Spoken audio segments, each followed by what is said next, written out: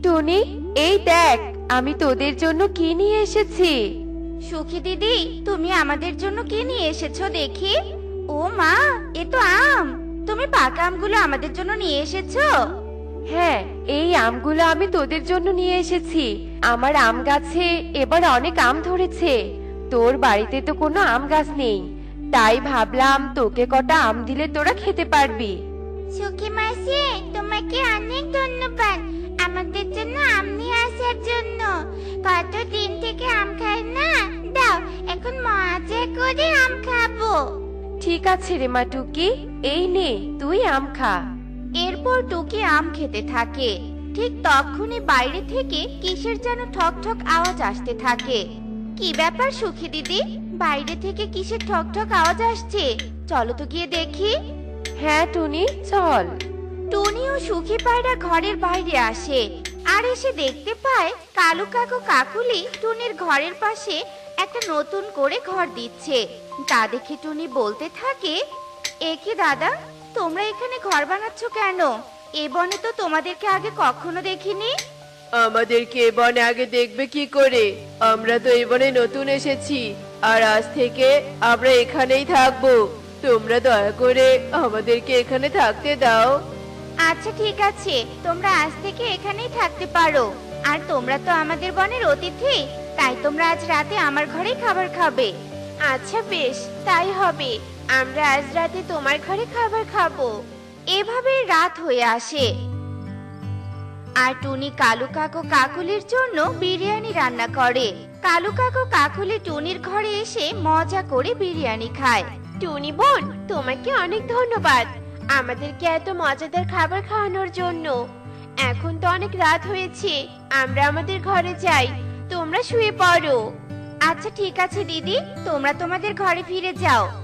এরপর কালু কাকু কাকুলি তাদের ঘরে চলে যায় আর টুনি ও টুকি শুয়ে পড়ে। আর কিছুক্ষণ পর অনেক জোরে সাউন্ড বক্সের আওয়াজ টুনির ঘরে আসতে থাকে আর টুকির ঘুম ভেঙে যায়। মা, কোথা থেকে এত জোরে গানের আওয়াজ আসছে? আমি তো গানের শব্দে ঘুমাতেই পারছি না। আরে তাই তো, কে এত রাতে গান বাজাচ্ছে? এমনি তো কারো বিয়ে নয় যে বিয়ে বাড়িতে গান বাজবে। তাহলে কে এত রাতে পাখিদের ঘুম নষ্ট করে গান বাজাচ্ছে? দেখি তো গিয়ে। কালু দাদা, ও কালু দাদা, দরজাটা একটু খোলো। এত রাতে গান বাজাচ্ছ কেন? গানটা বন্ধ করো। ও কালু দাদা। কালু কাকু কাকুলি হেডফোন কানে দিয়ে নাচছিল, তাই তারা টুনির কোনো কথাই শুনতে পায় না।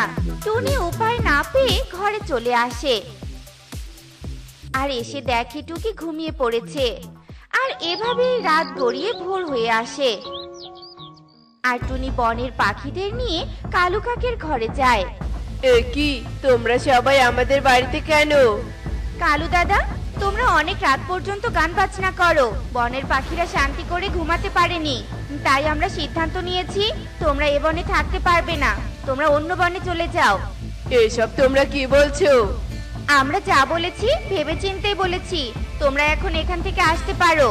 এরপর কালু কাক ও কাকুলি সেখান থেকে চলে যায় আর কালু কাক মনে মনে বলতে থাকে, শয়তান পাখি, তোরা আমাদের বন থেকে তাড়িয়ে দিলি তো, এর শোধ আমি নিয়েই ছাড়বো। তোদেরকে আমি কিছুতেই শান্তিতে থাকতে দিব না। টুনি জানিস, এবার আমার জমিতে অনেক ফসল হয়েছে। জমি দেখে একদম মনটা ভরে গেল। 2-1 দিনের মধ্যেই ফসল ঘরে তুলতে পারবো। এ তো অনেক খুশির খবর। তবে যত তাড়াতাড়ি পারো ফসলগুলো ঘরে তুলে ফেলো, তাহলে আর চিন্তা থাকবে না। হ্যাঁ টুনি, আমিও সেটাই ভাবছি। আজ তবে আমি আসি, পরে আবার আড্ডা দেয়া যাবে।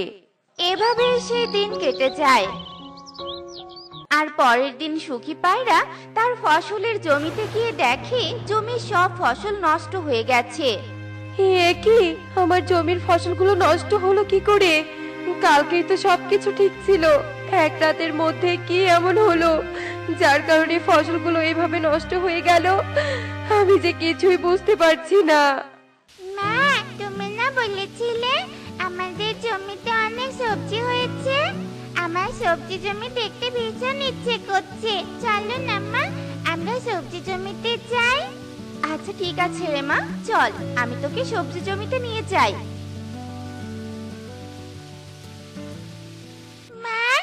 সবজিগুলো এমন হয়েছে কেন? মনে হচ্ছে সব পচে গেছে।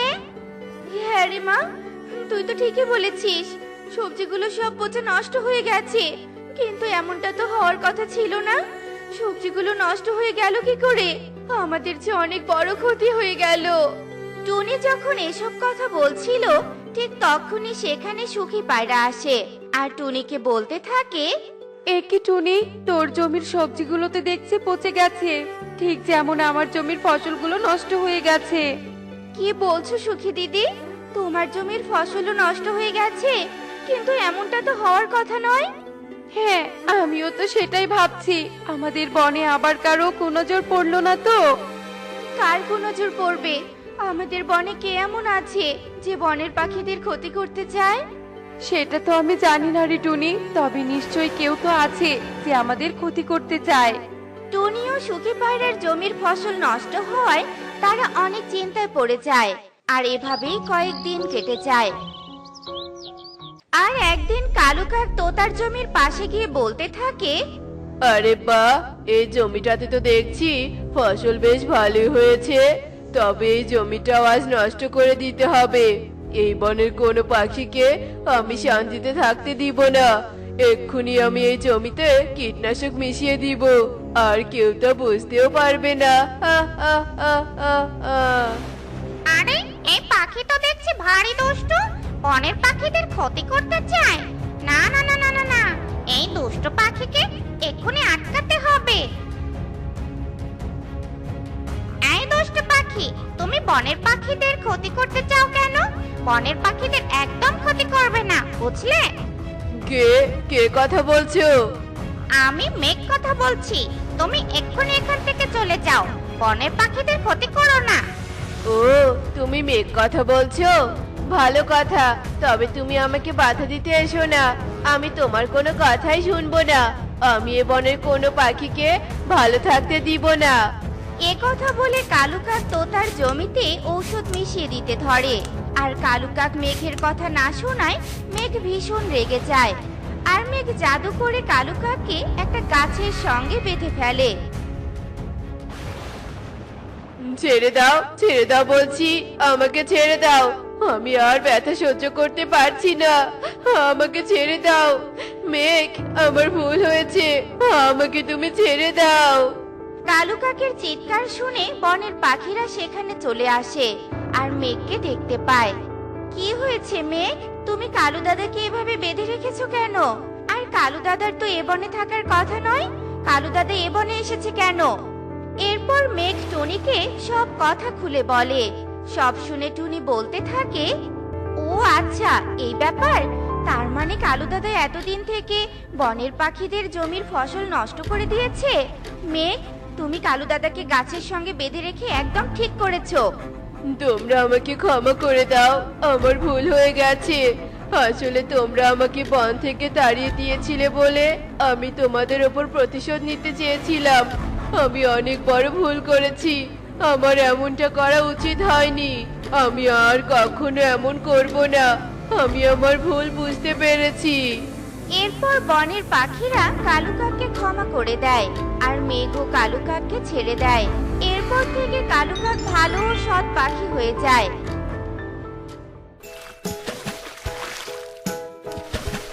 দেখলে তো বন্ধুরা, অন্যের ক্ষতি করতে চাইলে নিজেরই কেমন ক্ষতি হয়ে যায়। তাই আমরা কখনোই অন্যের ক্ষতি করব না। এমনই সব মজার মজার শিক্ষণীয় টুনি পাখির গল্প দেখতে আমাদের পাশেই থেকো। আর গল্পগুলো কেমন হচ্ছে তা কমেন্টে জানাতে ভুলো না কিন্তু। Bye bye.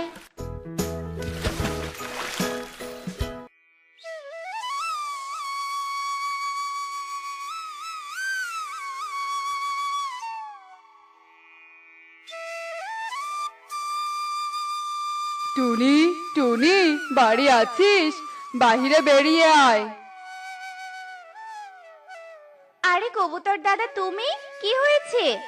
এরপর কবুতর গরুর গাড়ি থেকে দুটো রুটি নিয়ে আসে আর তা টুনির হাতে তুলে দেয়। টোনা এই রুটি দুটো তোকে দিতে বলেছে। তোমার কাছে খাবার পাঠিয়েছে, কিন্তু টোনা এলো না কেন? ও কি কোনো কাজে ব্যস্ত হয়ে পড়েছে? টোনা আর ফিরবে না রে টুনি, তো তোর যে কপাল পুড়েছে, খাবার নিয়ে ফেরার সময় টোনার অ্যাক্সিডেন্ট হয়ে যায়। আর ওই পথে আমি বাড়ি ফিরছিলাম, তখন টোনা আমাকে এই খাবারগুলো দেয় আর তোকে খাবারগুলো দিতে বলে। আর টোনাকে নিয়ে হাসপাতালের দিকেই যাচ্ছিলাম, কিন্তু তার আগেই টোনা মারা যায়।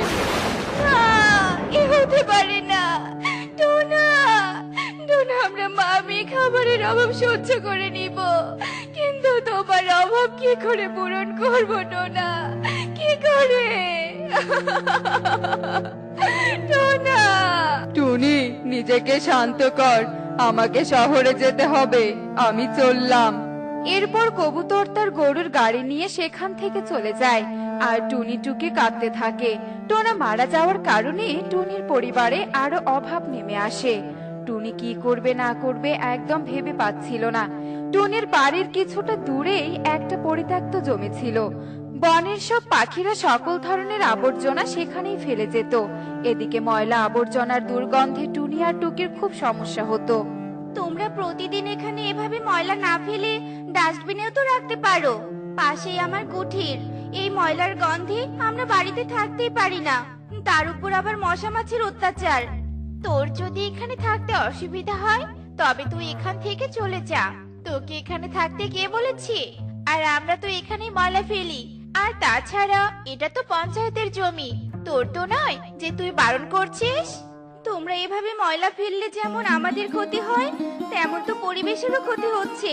এসব ময়লা আবর্জনার কারণে পরিবেশ দূষিত হচ্ছে। গরিব পাখি হয়ে আবার আমাদের জ্ঞান দিতে এসেছিস? একদম আমাদের জ্ঞান দিতে আসবি না। চল তো কাকুলি, এই গরিব ভিখারির কথা শোনার কোনো দরকারই নেই। এই বলে তারা দুজনে সেখান থেকে চলে যায় আর টুনিও তার বাড়ি ফিরে আসে। মা, তুমি আমাকে এক্ষুনি খাবার এনে দাও, আমার খুব খিদে পেয়েছে। প্রতিদিন এত খাবারের অভাব আমি আর সহ্য করতে পারছি না। বিধাতা, তুমি আমাকে বাবার কাছে নিয়ে যাও, নিয়ে যাও। চুপ কর, একদম চুপ কর। একদম মরার কথা বলবি না রে মা। তোর মা তো এখনো বেঁচে আছে। আমি ঠিক একটা কাজের ব্যবস্থা করব আর তোর জন্য খাবার নিয়ে আসবো রে মা। এরপর টুনি কাকুলির বাসায় যায়। এই তো কালু দাদা, তোমার তো এত বড় গরু ছাগলের খামার, নিশ্চয়ই কাজের জন্য কাউকে প্রয়োজন। আমার একটা কাজের খুব যে দরকার, তুমি কি আমাকে একটা কাজ দিতে পারবে? হ্যাঁ, আমার তো একজন শ্রমিকের খুব প্রয়োজন। আচ্ছা ঠিক আছে, তোকে আমি কাজ দিলাম। কাকে কাজ দিলে? এই টুনিকে? এই টুনি, এখানে তোর কোনো কাজ নেই। সেই দিন তো আমাকে অনেক জ্ঞান দিলি, এখন এসেছিস কাজ চাইতে? আমি কিছুতেই তোকে কাজ দিব না। কাকুলি দিদি, এমন করো না। ঘরে আমার ক্ষুধার্ত মেয়ে খাবারের আশায় যে বসে আছে, আমার যে একটা কাজের খুব দরকার। কাকুলি যখন বারণ করেছে, তাই এখানে তোর কোনো কাজ নেই, তুই এখান থেকে চলে যা।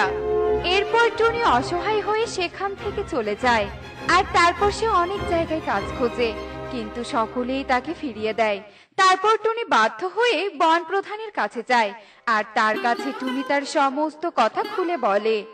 এখন তো তেমন হাতে কাজ নেই, তবে আমি তোকে একটা কাজ দিতে পারি, তবে কাজটা একটু কঠিন। যত কঠিন কাজই হোক না কেন, আমি পারবো বন প্রধান, আমি পারবো। তোকে কাল থেকে ওই ময়লার স্তূপের আবর্জনা পরিষ্কার করতে হবে। বনের দক্ষিণের দিকে একটা পরিত্যক্ত জায়গা আছে, তোকে সেখানে গর্ত খুঁড়ে ওখানে ময়লা ফেলে আসতে হবে। এতে করে ময়লার দুর্গন্ধে তোদেরও আর সমস্যায় পড়তে হবে না। আর মাস গেলে তুই এর জন্য ভালো টাকাও পাবি। বল, তুই রাজি? হ্যাঁ হ্যাঁ প্রধান মশাই, আমি রাজি। এই নে, এখানে কিছু টাকা আছে, এই টাকা দিয়ে খাবার কিনে নিয়ে যাস। এরপর টুনি টাকা নিয়ে সেখান থেকে চলে যায় আর অনেক খাবার নিয়ে বাড়ি ফিরে আসে। টুকি তো খাবার দেখে বেশ খুশি হয়ে যায় আর পাগলের মতো খাবার খেতে থাকে। এখন থেকে রোজ তুই খাবার খেতে পারবি রে মা। তোকে আর খাবারের অভাব সহ্য করতে হবে না, কারণ আমি একটা কাজ পেয়েছি, ভালো মাইনেও দিবে। তাই? তুমি কাজ পেয়েছো? কিন্তু কি কাজ মা? আমাদের পাশের ওই ময়লার স্তূপটা পরিষ্কারের কাজ। তুমি ওই নোংরা ময়লাগুলো পরিষ্কার করবে? তুমি এই কাজ পেয়েছো? কি? এভাবে বলতে নেই, কোনো কাজই ছোট নয় রে মা। আর এটা তো ভালোই কাজ, বনের পাখিরা তো আর আমার কথা কেউ শুনলো না। তাই পরিবেশের দূষণ বাঁচাতে আমি বরং এই কাজটা করি। আচ্ছা ঠিক আছে মা।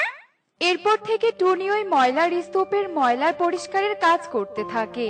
টুনি প্রতিদিন ভ্যানে ময়লা তুলে তা বনের দক্ষিণের গর্তে ফেলে দিয়ে আসতো। তোমরা সবাই যদি এভাবে ময়লা ফেলো তবে তো আমি একা হাতে সব কাজ করতে পারবো না। তোমরা এভাবে ছড়িয়ে ছিটিয়ে ময়লা ফেললে আমার কাজ করতে অনেক দেরি হয়ে যায়। তোর কাজ তুই করবি, আমরা কিভাবে ময়লা ফেলবো সেটা আমাদের ব্যাপার। আমাদের একদম জ্ঞান দিতে আসবি না। হ্যাঁ, কাকুলি একদম ঠিক বলেছে। আমরা এভাবেই বেশি বেশি ছড়িয়ে ছিটিয়ে ময়লা ফেলবো, আর তুই সেটা পরিষ্কার করবি। এই বলে পাখিরা চলে যায়। টুনি দিনরাত এক করে কাজ করত, কিন্তু তবুও সে ময়লা এক হাতে পরিষ্কার করতে পারতো না। বনের পাখিরা যদি এমন করে প্রতিনিয়ত এখানে ময়লা ফেলে, তাই একা হাতে পরিষ্কার করা আমার পক্ষে সম্ভব নয়। তাই এবার আমাকে কিছু একটা ভাবতে হবে। এরপর টুনি কি করবে তা ভাবতে থাকে, আর মাথায় একটা বুদ্ধি এসে যায়। তারপর টুনি বন প্রধানের কাছে যায় আর তাকেও সবটা খুলে বলে। বনের পাখিদের উচিত শিক্ষা দিতে এটাই মুখ্যম চাল। তবে তুই তোর বুদ্ধি মতোই কাজ কর, আমি তোর পাশে আছি। এরপর টুনি টুকির হাতে একটি কাগজ দেয় আর তাকে কানে কানে বুদ্ধি শিখিয়ে দেয়। আবর্জনা দেখবে যেথায়, খুঁজলে খুঁজে পেতেও পারো অমূল্য সম্পদ। তবে তো এই আবর্জনাতে গুপ্তধন আছে। টুকি, আমাদের দেখে ওটা কি লুকালি? দেখি দেখি। সুখী দেখ, কাগজে কি সব লেখা। এই আবর্জনার নিচে গুপ্তধন আছে। দাও বলছি কাগজ, মাকে এক্ষুনি খবর দিতে হবে। এরপর টুকি কাগজ নিয়ে ছুটে পালিয়ে যায়। সুখী, এই আবর্জনার নিচে গুপ্তধন আছে। ওই টুনি আসার আগে আমাদের গুপ্তধন খুঁজে পেতেই হবে। এই বলে কাকলি আর সুখী আবর্জনা সরিয়ে গুপ্তধন খুঁজতে শুরু করে। গুপ্তধনের খবর চারপাশে ছড়িয়ে যেতেই বনের সব পাখি সেখানে এসে হাজির হয়, আর সকলে একসঙ্গে মিলে আবর্জনা সরিয়ে ফেলতে শুরু করে। সব মালা সরিয়ে ফেলাতে হয়েছে, মনে হচ্ছে গুপ্তধন পেতে মাটিও করতে হবে। ময়ূর, দাঁড়িয়ে দেখছো কি? তাড়াতাড়ি মাটি করো, নয়তো অন্যরা গুপ্তধন পেয়ে যাবে। গুপ্তধন খুঁজে কোনো লাভ নেই, ওখানে কোনো গুপ্তধন নেই। আমি তবে সবটা বলছি। আসলে এটা টুনির একটা বুদ্ধি ছিল। তোমরা প্রতিদিন একজোট হয়ে এখানে এসে আবর্জনা ফেলে যাও, যা টুনির একার পক্ষে পরিষ্কার করা সম্ভব ছিল না। তোমাদের বলে কয়ে তো কোনো কাজ করানো সম্ভব ছিল না, তাই তো লোভ দেখিয়ে সকলকে দিয়ে সহজে আবর্জনা পরিষ্কার করানো গেল। সবাই চারপাশটা একবার চেয়ে দেখো তো, চারপাশটা কত পরিষ্কার, বাতাসেও গন্ধ নেই, চারপাশ দূষণ মুক্ত। তোমরাও তো প্রাণ খুলে শ্বাস নিতে পারছো। আমরা যদি প্রকৃতিকে রক্ষা করি, তবে প্রকৃতিও আমাদের তাদের অপরূপ সৌন্দর্য দান করবে। আমাদের ক্ষমা করুন প্রধান মশাই, আমরা ভুল করেছি। টুনি, তুইও আমাদেরকে ক্ষমা করে দে। চলো এবার আমরা সকলে এখানে বৃক্ষরোপণ করি আর পরিবেশ বাঁচাই। হিংসা বিদ্বেষ গরিব ধনী ভুলে সকলে মিলেমিশে প্রকৃতির সুরক্ষায় এগিয়ে আসি। বলো, তোমরা রাজি? হ্যাঁ হ্যাঁ, আমরা রাজি। এখন থেকে আমরা রোজ দূরে যেয়ে আবর্জনা ফেলে আসবো।